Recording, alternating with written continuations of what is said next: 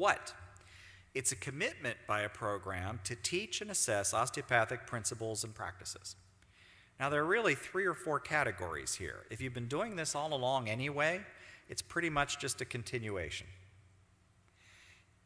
If you've been calling yourself osteopathic and maybe only minimally meeting some of the standards that were out there, then probably some improvement's going to be necessary to your program. Now, that's not meant to demand too much in terms of resources or to push too far in terms of what's meaningful. It's just that the challenge is some of the AOA standards as we've known them were pretty gray around this issue. And so, once again, as we've had to describe the essence, we had to put more to it than what was actually in the existing AOA standards. Doesn't mean one is better or one's worse, it's just more clarity. Finally, it's an addition. We've certainly heard from existing ACGME programs that have no association whatsoever today with osteopathic or with dual programs, saying we'd like to know more about this, and is it possible we would add osteopathic recognition to our program? Well, that's a plus, that's a win in terms of this. And listening to Dr. Muley and others talk about growing GME, well, then as we would move forward with growing new graduate medical education programs in the future, we certainly would hope that the topic of osteopathic recognition would be part of that conversation. The learning environment itself, I'm not going to get into the details of this slide, but really to point out, it's broken into a few categories.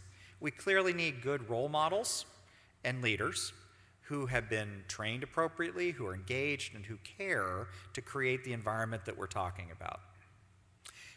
We spent a lot of time talking about the diversity of the training environment. And again, from Dr. Cox yesterday, the role of the community hospital. We didn't want to be exclusive and write language that made any of you or anyone else think the only place our training could occur is in a community hospital or community clinic. But we also wanted to make sure that that wasn't lost in the process, because it's that being trained in the communities you will ultimately serve that's an important part of who we are.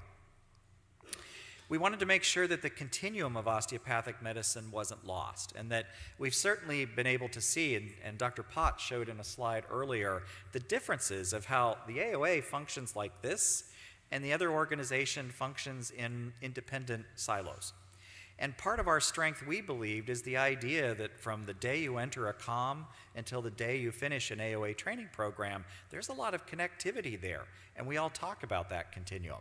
We've held OME conferences related to that continuum, and so that we didn't want that to be lost, and certainly the underlying OPTI concept.